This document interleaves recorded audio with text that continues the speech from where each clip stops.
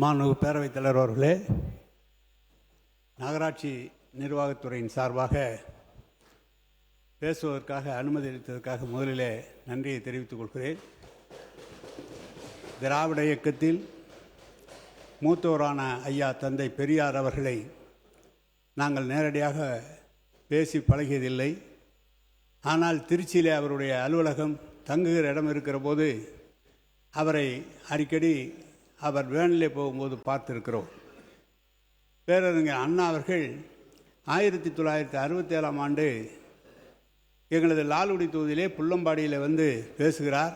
கடைசி 5 நிமிடம்தான் இருக்கிறது. அப்போது மூக்காத்து நடராஜன் அவர்களை ஆதரித்து அண்ணா அவர்கள் பேசினார்கள். பேசிய போது மேலே கருடன் பறந்தது. சிரித்து கொண்டே அண்ணா அவர்கள் சொன்னார்கள், ஆசிரியர்கள் பாசையில் சொன்னால் திராவிட முன்னேற்ற கழகம் ஆட்சி அமைவதை யாராலும் தடுக்க முடியாது என்று சொன்னார்கள். அதுதான் ஆரம்பம். அதன் பிறகு அவர் முதலமைச்சராக பொறுப்பேற்று கள்ளக்குடியிலே டால்மான் நிறுவனம் கட்டியிருக்கிற தொழிலாளர் குடியிருப்பை திறந்து வைக்க அண்ணா அவர்கள் வந்து திறந்து வைத்து உரையாற்றினார்கள். அதுதான் அண்ணா அவர்களை பார்த்திருக்கிறோம். 15 வயது. அதன் பிறகு கலைஞர் அவர்களை தொடர்ந்து 73ஆம் ஆண்டிலிருந்து அந்த தேர்தல் நடைபெற்ற தேர்தலிலிருந்து தொடர்ந்து கலைஞர்களுடைய அவருடைய இறுதி நாள் வரை அவரோடு இருந்து பணியாற்றியிருக்கிறோம். முதலாக 1986ஆம் ஆண்டு புள்ளம்பாடியிலே பொது தேர்தல், ஒன்றைக்கு ஊராட்சி ஒன்றியத்திற்கு மக்களால் தேர்ந்தெடுக்கப்படக்கூடிய தேர்தல். அதில் அன்றைக்கு இருக்கிற மாவட்ட செயலாளர் எஸ்கே வடிவேல் அவர்களும் ஆதிமூலம் அவர்களும் கிருஷ்ணமூர்த்தி அவர்களின் பரிந்துரையின் பேரில் கலைஞர் அவர்களுக்கு எனக்கு அந்த வாய்ப்பை தந்தார்கள். எனவே முதல் பொது தேர்தல் என்பது அன்றுதான் 86இலே அவர்கள் வெற்றி பெற வைத்தார்கள். லால்குடியில் 4 முறை தேர்தலில் நிற்பதற்கு அன்றைக்கு மாவட்ட செயலாளர் செல்வராஜ் அவர்கள் பரிந்துரையின் பேரிலே சட்டமன்ற உறுப்பினராக இருந்து நாங்கள் சட்டமன்றத்தில் லால்குடியில் தேர்ந்தெடுக்கப்பட்டு அப்போதும் கலைஞர் அவர்கள் சட்டமன்றத்திலே தேர்தலில் நிற்பதற்கு அனுமதி தந்தார்கள். 96ஆம் ஆண்டிலிருந்து தொடர்ந்து 2001ஆம் ஆண்டிலிருந்து 2006ஆம் ஆண்டிலிருந்து 6வது முறையாக திருச்சி மேற்கு தொகுதியிலே தொடர்ந்து கலைஞர் அவர்களால் வளர்க்கப்பட்டு கலைஞர் அவர்களால் நாங்கள் தரப்பட்டு சட்டமன்ற தேர்தலில் நின்றோம். கலைஞர் அவர்கள்தான் எங்களுக்கு எல்லாம். நாங்கள் ஒன்றியத்தின் பெருந்தலைவராக இருந்த அமைச்சராக உடனடியாக பொறுப்பேற்ற காரணத்தால் எங்களை கேட்டால், உனக்கு என்னை அழைத்து கேட்டார் கலைஞர், உனக்கு ஃபைல் பார்க்க தெரியுமா என்று கேட்டார். ஓரளவுக்கு பார்ப்பேன் ஒன்றியத்தில் என்று சொன்னபோது அருகிலே அமர வைத்து கோப்புகளை எப்போ பார்க்க வேண்டும் என்று அவர் சொல்லி எங்களை வளர்த்தவர். அதோடு மட்டுமல்ல, ஒரு காலகட்டத்தில் அவர் வளர்த்ததோடு மட்டுமல்ல, ஒரு காலகட்டத்தில் அரசியலில் எதிரில் இருக்கிறவர் வழக்கு தந்து சிறையில் இருக்கிற போது என்னோடு இருந்தவர்கள் எனக்கு போட்டியாக அந்த இடத்துல நான் நின்ற இடத்தை கேட்டபோது இன்றைக்கு இருக்கிற எங்களுடைய கழகத் தலைவர் தளபதி அவர்கள் கலைஞரிடம் சொல்லி நேரில் சிறையில் பார்த்துக்கிட்டு வந்தேன், அவரே நிற்கிறேன் என்று சொல்லி அந்த சங்கடம் வந்த நேரத்திலும் தொடர்ந்து ஆதரவு தந்தவர் இன்றைக்கு இருக்கிற முதலமைச்சர். அன்றைய முதலமைச்சராக நான் தளபதி அவர்கள் தான் எங்களை வளர்த்து ஆளாக்கினார். இவ்வளவு பெரிய இலாக்கா முதலமைச்சர் ஏற்கனவே கலைஞர் அவர்கள் பார்த்த போக்குவரத்துறையும் தந்தார்.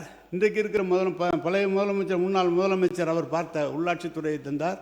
இன்றைக்கு அந்த துறையை நம்முடைய முதலமைச்சர் அவர்களே பார்க்கக்கூடிய அளவிற்கு ஒரு முக்கியமான துறையாக அது இருக்கிற காரணத்தால் அந்த தளபதி அவர்கள் எங்களை அவர் உள்ளாட்சியில் இருந்த காரணத்தால், மேயராக இருந்த காரணத்தால் அதில் எவ்வாறெல்லாம் செயல்பட வேண்டும் என்று பல ஆலோசனைகளையும் எங்களுக்கு வழங்கியவர் தளபதி அவர்கள்.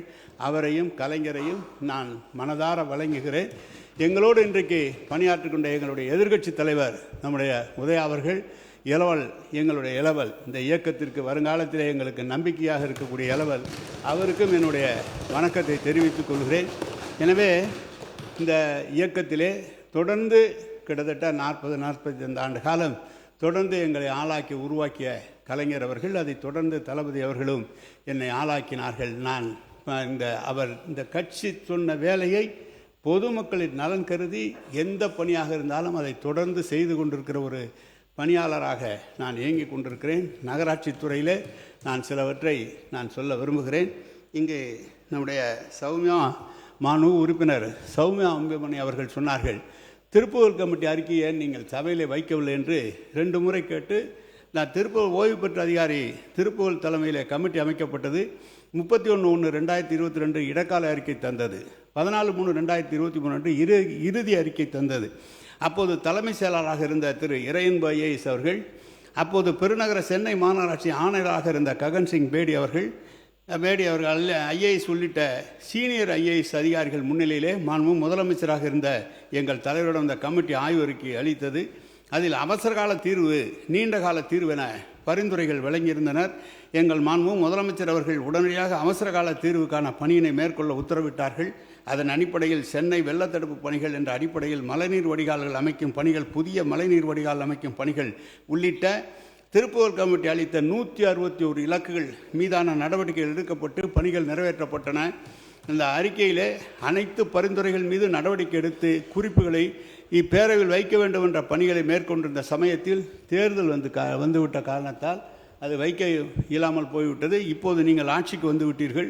அக்கமிட்டியின் இறுதி அறிக்கையை தாராளமாக அவையில் வையுங்கள், மீதமுள்ள பரிந்துரைகளை நிறைவேற்றுங்கள், எங்களுக்கு எவ்விதமான ஆட்சேபனையும் இல்லை, நாங்கள் முழு ஒத்துழைப்பை தருகிறோம் என்று இந்த நேரத்தில் திருப்புகழ் கமிட்டியினுடைய அறிக்கைக்காக அவர் சொன்னார்கள்.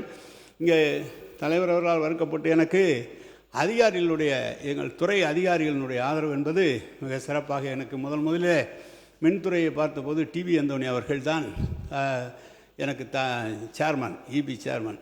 அவர் தான் வட சென்னையில் 2200 ஏக்கர் அளவில் நம்முடைய கலைஞர் அவர்கள் வெங்கட்ராமன், ஜனாதிபதி வெங்கட்ராமனை வைத்து வந்து அடிக்கல் நாட்டி புதிய அனல் மின் நிலையம் தொடங்க வைத்தது அவருடைய காலத்தில் தான். எங்களோட செயலாளராக இருந்தவர்கள் தொடர்ந்து 5-6 செயலாளர்களும் தலைமை செயலாளராக தரம் உயர்ந்து தலைமை செயலாளராக பணியாற்றியிருக்கிறார்கள். சாரங்கி, திருப்பாதி, மாலதி, இப்போது சிவதாஸ் மீனா, இப்போதும் கூட நம்முடைய தலைமை செயலாளர் கூட எங்கள் இலாக்காவில் ஒரு துறைக்கு அதிகாரியாக பணியாற்றார். இன்றைக்கு பேடி அவர்கள் எங்கள் மாநகராட்சி ஆணையராக இருந்தார். இந்த மாநகராட்சியிலே வெள்ளத்தடுப்பு பணிகளை முழுமையாக அறிந்தவர் என்ற வகையிலே அவரும் இந்த பல பணிகளை சென்னையிலே செய்திருக்கிறார்கள். எனவே உணவுத்துறையில் இருக்கின்ற போது ராமுவாக இருந்தாலும் சாந்தாசில நாயர் அவர்கள் எங்கள் திருச்சி மாவட்டத்தினுடைய முதல் ஆட்சித்தலைவர். அவர்தான் எங்கள் கிராமத்திற்கு முதல் வந்தார். எனக்கு உணவுத்துறை ஆணையராக இருந்தார். இப்போது இருக்கிற உணவு அமைச்சர் அவர்கள் நீங்கள் அரிசியை இலகுவாக இப்போது 40 லட்சம் டன் 50 லட்சம் டன் அரிசியை பெறுவது போல 96ஆம் ஆண்டெல்லாம் அப்படி அரிசி கிடைக்காது. Affluent section, middle income group, lower income group என்று 3 வகையாக வைத்து மத்திய அரசு, ஒன்றிய அரசு தருகிற விலையிலே அரசாங்கம் பணம் கட்டி அதை வாங்க வேண்டும். அப்படி வாங்க வரும்போது ஒவ்வொரு முறையும் ஒன்றிய அரசை சென்று கேட்டு அதை பெறுவது என்பது மிக சிரமமாக இருக்கும். ரேஷனிலே ஒரு பிரச்சனை என்று சொன்னால் அன்றைக்கு மிக பிரச்சனையாக வந்துவிடும் என்ற காரணத்தால் கலைஞர் அவர்கள் அடிக்கடி டெல்லி சென்று அதை பார்க்க சொல்வார்கள். எனவே அந்த காலகட்டத்தில் நான் சாந்தாசில நாயர் உணவுத்துறை ஆணையராக இருந்தார் என்று சொன்னவுடன், ஏன் நம்ம அரிசியை அதிகமாக உபயோகப்படுத்துகிறோம், கோதுமையை கொஞ்சம் அறிமுகப்படுத்தலாம் என்று கேட்டபோது அவர் சொன்ன ஐஏஎஸ் அதிகாரி இந்த நாட்டின் மீது எவ்வளவு நம்பி, நல்ல விவசாயிகள் மீது ஒரு நல்ல எண்ணம் கொண்டவர், எந்த காலத்தில் அந்த முடிவை நீங்கள் எடுத்து விடாதீர்கள், நம் விவசாயிகள் உற்பத்தி செய்வது அரிசி தான், அந்த அரிசியை மட்டும்தான் நாம் சொல்ல வேண்டும் என்று அதிகாரிகள், இப்படி பல அதிகாரிகள் எங்களுக்கு ஆலோசகர்களாக இருந்திருக்கிறார்கள். போக்குவரத்தில் சாரங்கியாக இருந்தவர் திருப்பி 15,000 புதிய பேருந்துகளை அப்போது தான் வாங்கப்பட்டது, சாரங்கி அவர்கள் இருந்தபோது. எனவே ஒவ்வொரு துறையிலும் இருக்கிற அதிகாரிகள், அனைத்து அதிகாரிகள் சொல்கிற ஆதரவை முதலமைச்சராக இருந்த கலைஞராக இருந்தாலும், முதலமைச்சராக இருந்த தளபதியாக இருந்தாலும் அதை ஏற்றுக்கொண்டு அந்த நிதியை ஒதுக்கி தந்தால்தான் அமைச்சர்களால் செயல்பட முடியும். எனவே அத்தனை நிதியும் ஒதுக்கி தந்தார்கள்.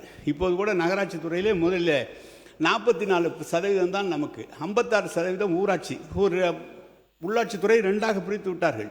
எனவே அது 44 தான் இருந்தது. நம்முடைய முதலமைச்சர் உடனடியாக 5% உயர்த்தி 49% என்று உயர்த்தி ஒவ்வொரு ஆண்டும் 24,000 கோடி 26,000 கோடி என்று 5 ஆண்டு காலம் நிதி ஒதுக்கப்பட்டு திட்டங்கள் தீட்டப்பட்டது. இதுதான் இந்த நிதி ஒதுக்கிய காரணத்தால் தான் தமிழ்நாட்டிலே பல காரியங்கள், நல்ல காரியங்கள் செயல்படுத்தப்பட்டவன. குறிப்பாக குடிநீர் திட்டங்கள் எடுத்துக்கொண்டால் கலைஞர் அவர்கள் 1970ஆம் ஆண்டு தொடங்கினார்கள் தமிழ்நாடு குடிநீர் வடிகால் வாரியம் என்று சொல்லி.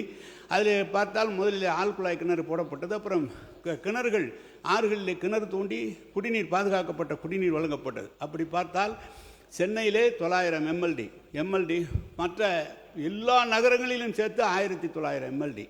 இந்த 5 ஆண்டு காலத்தில் எல்லா நகரங்களுக்கும் சென்னையை சேர்த்து கிட்டத்தட்ட 4,500, சென்னையை சேர்த்தால் 5,000 எம்எல்டி குடிநீர் திட்டம், பாதுகாக்கப்பட்ட குடிநீர் திட்டங்களை உருவாக்கினார்கள். அதோடு மட்டுமல்ல, ஒகேனக்கல் 2வது திட்டம், திருவண்ணாமலையினுடைய அமைச்சராக இருந்த வேலு கேட்டுக்கொண்டிருக்கிறாங்க, 14,000 கோடி செலவில் வேலூரில் ஒரு பகுதி, திருவண்ணாமலை, கள்ளக்குறிச்சி, விழுப்புரம் என்று அனைத்து பகுதிகளிலும் குடிநீர் திட்டங்கள். நம்முடைய ஐபி அவர்கள் இருக்கிறார்கள், திண்டுக்கல்லுக்கு அந்த திட்டம் வேண்டும் என்று சொல்லி 400 கோடி ரூபாய், குளித்தலைக்கு மருங்காபுரிக்கு சேர்ந்து 1900 கோடி, இப்படி 18,000 கோடிக்கு புதிய திட்டங்கள் தீட்டப்பட்டு தமிழ்நாடு அரசு சார்பாக 5500 கோடி அதற்கான பணமும் ஒதுக்கப்பட்டு விட்டது. தமிழ்நாடு அரசினுடைய பங்கு தொகை தரப்பட்டு விட்டது. ஜல்ஜீவனிலே ஒன்றிய அரசு தராத காரணத்தால் அந்த திட்டங்கள் அப்படியே நிறைவேற்றப்பட முடியாமல் நிறுத்தி வைத்திருக்கிறார்கள். எனவே அமைச்சர்கள்லாம் புதிதாக வந்திருக்கிறீர்கள். ஏற்கனவே தமிழ்நாடு அரசு சார்பாக ஒதுக்கப்பட்ட அந்த திட்டங்களை நீங்கள் மீண்டும் தொடங்கி அனைத்து இடங்களுக்கும் பாதுகாக்கப்பட்ட குடிநீர் கொடுப்பதற்குரிய நடவடிக்கைகள் எடுக்க வேண்டும். நம்முடைய தளபதி அவருடைய ஆட்சியிலே 4-5 ஆண்டு காலத்தில் கிட்டத்தட்ட 2000 MLD கூடுதலாக பாதுகாக்கப்பட்ட குடிநீர் வழங்கப்பட்டிருக்கிறது. சென்னை மெட்ரோ, பெருநகர சென்னை குடிநீர் வழங்கல் துறையின் சார்பாக அதனுடைய திட்டங்கள் வடசென்னை வளர்ச்சி திட்டங்கள், நம்முடைய சேகர்பாபு பார்த்த துறையிலிருந்தும் கிட்டத்தட்ட சிங்கார சென்னை திட்டத்தின் கீழே இப்போது கூட இந்த நம்ம குறிப்பு புத்தகத்தில் கொடுத்திருக்கிறார்கள். 500 கோடி ரூபாயில் ஒதுக்கப்பட்டிருந்து கூடுதலாக நிதி ஒதுக்கி தருகிறோம் என்று கிட்டத்தட்ட 60-70 ஆண்டு காலம் குழாய்களை மாற்றவும், அந்த குழாய்களுக்கு புது குழாய்கள் அமைக்கவும், பாதாள சாக்கடை திட்டங்களை உண்டாக்குவதற்குரிய அந்த புதிய திட்டங்களை புதிய பெரிய குழாய்களை அமைப்பதற்கும் அந்த திட்டங்கள் தீட்டப்பட்டு செயல்படுத்தப்பட்டு விட்டன. சென்னையிலே பெருவெள்ளம் வந்தபோது நீங்கள் அந்த குடிநீர் வடிகால் நம்ம சென்னை பெருநகர மெட்ரோ வாட்டர் மூலமாக இருக்கப்பட்ட மோட்டார்கள்லாம் மோட்டாரே பள்ளத்தில் இருந்த காரணத்தால் அங்கே மோட்டாரும் பழுதுபட்டு தண்ணீர் உடனடியாக அனைத்து மோட்டார்களுக்கும் புதிதாக மாற்றப்பட்டு புதிய மோட்டார்கள் அமைக்கப்பட்டு உயரமாக வைத்து வெள்ளம் வந்தாலும் அந்த தண்ணீர் இறைக்கக்கூடிய நிலையை உண்டாக்கியது மெட்ரோ திட்டம். செம்பரமாக்கம் ஏரியிலிருந்து 240 MLD தண்ணீர் நம்முடைய உள்ளாட்சித்துறை அமைச்சராக இருந்த நம்முடைய தளபதி அவர்கள் அதை உருவாக்கி தந்தார். இப்போது 540 MLD தண்ணீர் தந்து சென்னையினுடைய குடிநீர் தேவையை 890 MLDயிலிருந்து 1300 MLDயாக உயர்த்தி தந்ததும் திராவிட முன்னேற்ற கழக அரசு, தளபதியினுடைய அரசு என்பதை நான் இங்கு தெரிவித்துக் கொள்ள விரும்புகிறேன். எனவே குடிநீர் வழங்கல் துறை அல்லது சென்னை மெட்ரோ வாட்டர் அனைத்துமே சொன்ன நம்முடைய ஆட்சியிலே புதிதாக முதலமைச்சர் அறிவித்திருக்கார். கூவத்தையும் அடையாறையும் சீர் செய்ய போகிறோம் என்று சொல்லியிருக்கிறார்கள். அது கொஞ்சம் ஏற்கனவே நாங்களும் முயற்சித்து தான், கலைஞர் அவர்களும் முயற்சித்து தான் கூவத்தை சரி செய்ய வேண்டும் என்று. என்ன சங்கடம் என்று சொன்னால், சென்னையில் 540 இடங்களில் அந்த கழிவுநீர் அங்கங்கு கலக்கிறது, அடையாறிலும் கலக்கிறது, கூவத்திலையும் கலக்கிறது. சரி, அந்த 540 இடத்துல கலக்கிற அந்த குடிநீர் திட்டம் ஒரு நாளைக்கு 1300 MLD கொடுக்குறோம். ஒரு 100 லிட்டர் என்று சொன்னால் 5 லிட்டர் 10 லிட்டர் தான் செலவாகும், பாக்கி 90 லிட்டர் தரைக்கு கழிவதாக தான் போகும். எனவே அவ்வளவு கழிவையும் கொண்டு போய் சுத்திகரிப்பு செய்து நெசப்பாக்கத்தில் கொண்டு செல்கிறோம் என்று சொன்னால் 1000 MLDக்கு கழிவுநீர் சுத்திகரிப்பு நிலையம் உருவாக்கினாலும் கூட அது இதையும் எடுத்து சென்று சுத்திகரித்து நிலத்தடி நீரை பெருக்கினால்தான் அந்த தண்ணீர் சரியாக வரும். எனவே அந்த 540 இடங்களில் இருந்து கொண்டு செல்ல வேண்டும் என்றால் குழாய்கள் பதிக்க வேண்டும், சாலைகளை தோண்ட வேண்டும், போக்குவரத்து நெரிசல் இருக்கிறது, எல்லா சிரமங்களும் இருக்கிறது. எனவே அதில் மிகப்பெரிய சவால்களை இருக்கிற காரணத்தால் தான் தொடர்ந்து அந்த பணிகளை மேற்கொண்டிருந்தாலும் என்றால் அது கடைசியாக இறுதியாக செய்ய முடியவில்லை. எனவே எங்கெங்கே தேங்கி இருக்கிற ஆறுகளை எல்லாம் ஓட்டேரி, நல்லா, விருகம்பாக்கம், வீராங்கல் ஓடை போன்ற நீர்வளத்துறையில் இருந்த ஆறுகளை மீட்டெடுத்து நம்ம அரசாங்கம் எடுத்து மாநகராட்சி எடுத்து சாலைகளை அந்த ஆறுகளை தூர்வாருகிற நிலையும் நாங்கள் எடுத்திருக்கிறோம் என்பதையும் தெரிவித்து நகராட்சி துறையினுடைய பணிகள் நான் சொல்ல விரும்புகிறேன். இதில் எங்களுக்கு உற்ற துணையாக தலைவர் கலைஞர், ஐயா தந்தை பெரியார், பேரறிஞர் அண்ணா, தலைவர் கலைஞர், தளபதி தம்பி ஐயா இளவல் உதயா அவர்கள், இவர்களோடு எங்களுடைய தோழமை கட்சியை சேர்ந்தவர்களையும் நான் நினைவு கூற விரும்புகிறேன். இங்கே பிரேமலதா விஜயகாந்த் தேமுதிகவினுடைய தலைவர், நம்முடைய ஜவஹர்லா பேராசிரியர் ஜவஹர்லா, எஸ்டிபியினுடைய முபாரக், நம்ம தமுமின் அன்சாரி போன்ற தலைவர்கள் எங்களோடு உறுதுணையாக இருந்து தேர்தலில் பணியாற்றியவர்கள். அவர்களுக்கு இந்த நேரத்தில் என்னுடைய நன்றியும் வணக்கத்தையும் நான் தெரிவித்துக் கொள்கிறேன். நான் பொதுவாக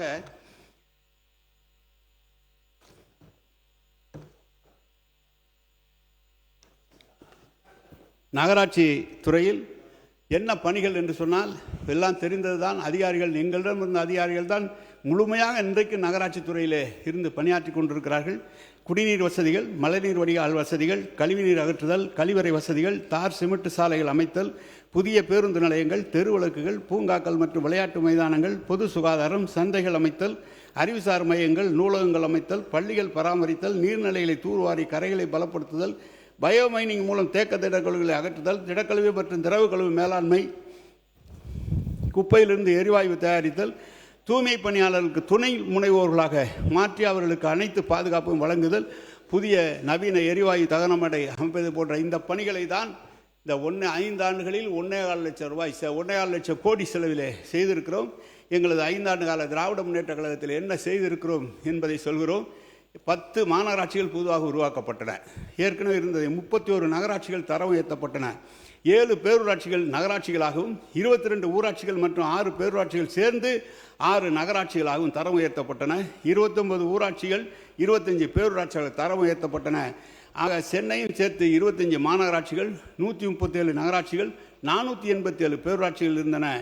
19,054 கிலோமீட்டர் சாலை பணிகள் அமைக்கப்பட்டன. 380 குடிநீர் பணிகள் முடிக்கப்பட்டு மேலும் 1,220 பணிகள் நடைபெற்று வந்தன. 2,713 கிலோமீட்டர் நிலத்திற்கு மழைநீர் வடிகால் பணிகள் முடிக்கப்பட்டன. இதில் பெருநகர சென்னை மாநகராட்சியில் மட்டும் 1,431 கிலோமீட்டர் ஆகும். 870 கிலோமீட்டர் நீளத்திற்கு ஜெர்மன் வங்கி நிதி உதவியுடன் செயல்படுத்தப்பட்டு திட்டமிடப்பட்டன. 42 பாதாள சாக்கடை திட்ட பணிகள் முடிக்கப்பட்டு 51 பணிகள் நடைபெற்று வந்தன. திடக்கழிவிலிருந்து 1020 உரம் தயாரிக்கும் பணிகள் மேற்கொள்ளப்பட்டன. 5 மாநகராட்சிகளில் குப்பையிலிருந்து எரிவாயு தயாரிக்கும் திட்டம் செயல்படுத்தப்பட்டது. 7,10,000 தெரு விளக்குகள் LED விளக்குகளாக மாற்றப்பட்டன. புதிதாக 69,500 LED விளக்குகளும் 45,700 பழைய தெரு விளக்குகளையும் புதிய LED விளக்குகளாக மாற்ற நடவடிக்கை எடுக்கப்பட்டன. 107 பேருந்து நிலையங்கள் புதிதாகவும் அபிவிருத்தி பணிகள் மூலம் அமைக்கப்பட்டன. 110 பேருந்து பணிகள் நடைபெற்று வந்தன. புதிதாக 153 சந்தைகள் கட்டி முடிக்கப்பட்டன. 77 சந்தை பணிகள் நடைபெற்று வந்தன. 92 அறிவுசார் மையங்களும் 44 நூலகங்களும் கட்டி முடிக்கப்பட்டன. 1,145 நீர்நிலைகள் தூர்வாரி கரைகள் பலப்படுத்தப்பட்டன. 920 பூங்காங்கள் புதிதாகவும் மேம்படுத்தவும் செய்யப்பட்டன. 230 நவீன எரிவாயு தகன மேடைகள் அமைக்கப்பட்டன. பயோமைனிங் மூலம் தேக்க திடக்கழிவுகளை அகற்றி 1,290 ஏக்கர் நிலம் மீட்டெடுக்கப்பட்டன. நகர்ப்புற ஆரம்ப சுகாதார நிலையங்கள், சமுதாய கூடங்கள் அமைக்கப்பட்டன. பெருநகர சென்னை மாநகராட்சியில் சிங்கார சென்னை திட்டத்தின் கீழ் 1,048 பணிகள் முடிக்கப்பட்டன. இணையவழி மூலம் சுய அறிவிப்பு கட்டிட திட்ட அனுமதி வழங்கும் திட்டம் அமல்படுத்தப்பட்டன. விக்டோரியா ஹால் புத்துயிர் ஊட்டி பொதுமக்கள் பயன்பாட்டில் கொண்டு வரப்பட்டது. பெருநகர சென்னை மாநகராட்சிக்கு புதிதாக மன்ற கூட்ட அரங்கு கட்டும் பணிகள் ஆரம்பிக்கப்பட்டது. பெருநகர பகுதியில் அதிகரித்து வரும் போக்குவரத்து தேவைகளை பூர்த்தி செய்யும் வகையில் திறமையான போக்குவரத்து அமைப்பாக ITMS உருவாக்கப்பட்டது. விருங்கம்பாக்கம், ஓட்டேரி நல்லா மற்றும் வீராங்கல் ஓடை கால்வாய்கள் WRD துறையிடமிருந்து பெருநகர சென்னை மாநகராட்சி பெற்று கால்வாய்களை தடுப்புச் சுவரால் உயர்த்தவும், குப்பைகளை தேங்காமல் இருக்க பாதுகாப்பு வேலிகள் அமைக்கவும் நடவடிக்கை எடுக்கப்பட்டன. பெருநகர சென்னை மாநகராட்சி பகுதியில் நிலத்தடி நீர்மட்டத்தை உயர்த்த பூங்காக்கள் மற்றும் பொது இடங்களில் மழைநீர் சேகரிப்பு கட்டமைப்புகள் உருவாக்கப்பட்டன. அனைத்து பாலங்களிலும் அழகுபடுத்தும் பணிகள் தொடங்கப்பட்டு நடைபெற்று வருகிறது. தனியார் பள்ளிகளுடன் போட்டியிடும் வகையில் பெருநகர சென்னை மாநகராட்சியின் சில பள்ளிகள் ஸ்மார்ட் வகுப்புகளாக மேம்படுத்தப்பட்டன. இதனால் பெரும் பாலான மாணவர்கள் பலன் பெற்று வந்தனர். போட்டித் தேர்வுக்கு தயாராகும் மாணவர்களுக்கு முதல்வர் படிப்புகள் அமைக்கப்பட்டன. நீலக்கொடி கடற்கரை திட்டம் மூலம் மெரினா கடற்கரை தரம் உயர்த்தப்பட்டது. அம்மா உணவுகள் அனைத்தும் முழுமையாக பராமரிக்கப்பட்டு செயல்படுத்தப்பட்டு வந்தன. தூய்மை பணியாளருக்கான முதலமைச்சர் உணவு திட்டம் என்ற திட்டம் செயல்படுத்தப்பட்டது. பள்ளி மாணவர்களுக்கான முதலமைச்சரின் காலை உணவு திட்டம் செயல்படுத்தப்பட்டது. மெரினா கடற்கரை நீச்சல் குளம் பாதுகாக்கப்பட்டு பொதுமக்கள் பயன்பாட்டு கொண்டு வரப்பட்டன. மாற்றுத்திறனாளியான கடற்கரை அணுகுபாதை அமைக்கப்பட்டது.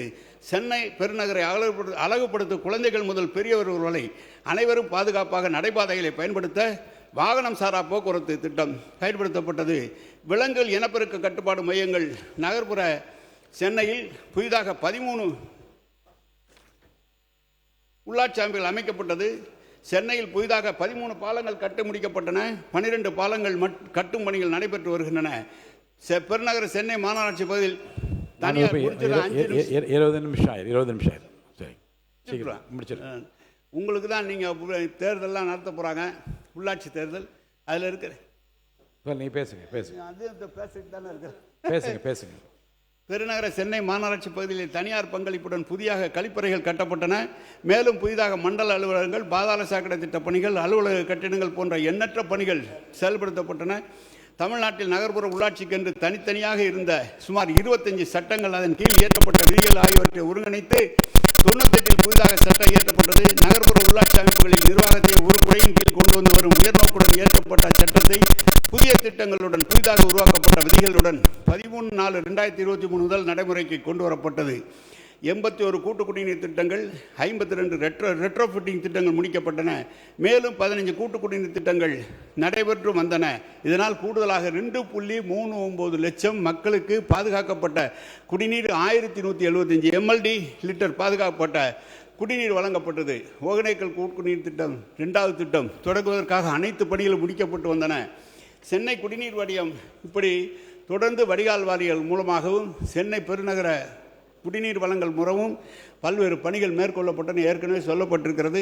இப்போது கூட உள்ளாட்சி முடிய இருக்கிறது. இன்னும் 4-5 மாதத்தில் ஜனவரி வந்தால் நகராட்சியினுடைய பதவிக்காலம் முடிய இருக்கிறது. புதிய தேர்தல் அறிவிப்பு வர இருக்கிறது. நீங்கள் பார்த்தால் எங்கள் இருக்கும்போதே உச்சநீதிமன்றத்தின் உத்தரவின் காரணமாக தான் கம்யூனல் ரொட்டேஷனை சரி செய்து அதை மறுபடியும் இருக்கிற வார்டுகளை அதிகப்படுத்தி மக்கள் தொகையை ஒரே சீராக வைத்து தேர்தலை நடத்த வேண்டும் என்ற எண்ண மாண்பு முதலமைச்சர் அவர்கள் எங்களுடைய முதலமைச்சர் முடித்திருந்தாலும் உச்சநீதிமன்றத்தினுடைய தீர்ப்பின் காரணமாக உடனடியாக தேர்தல் நடத்தப்பட்டது. இப்போது பார்த்தால் உங்களுக்கு தெரியும், சென்னையிலே 200 வார்டுகள் இருக்கிறது. ஒரு வார்டிலே 15,000 வாக்குகள் இருக்கும், ஒரு வார்டிலே 40,000 வாக்குகள் இருக்கும்.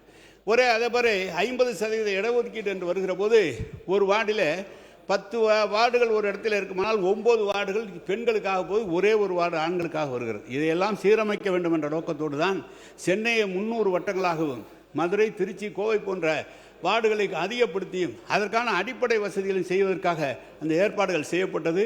மொத்தமாக இப்போது கூட நாங்கள் கடைசியாக அமைச்சரவை கூட்டத்தில் இருந்தபோது ஒன்றிய அரசிலிருந்து 1000 கோடி ரூபாய் நிதி அதுக்காக தந்தார்கள். எப்படி என்றால் கிராமங்களை நகரத்தோடு இணைத்து நகரத்தில் இருக்கிற அனைத்து வசதிகளையும் கிராமத்துக்கு கொண்டு செல்ல வேண்டும் என்பதற்காக 1000 கோடி தரப்பட்டது.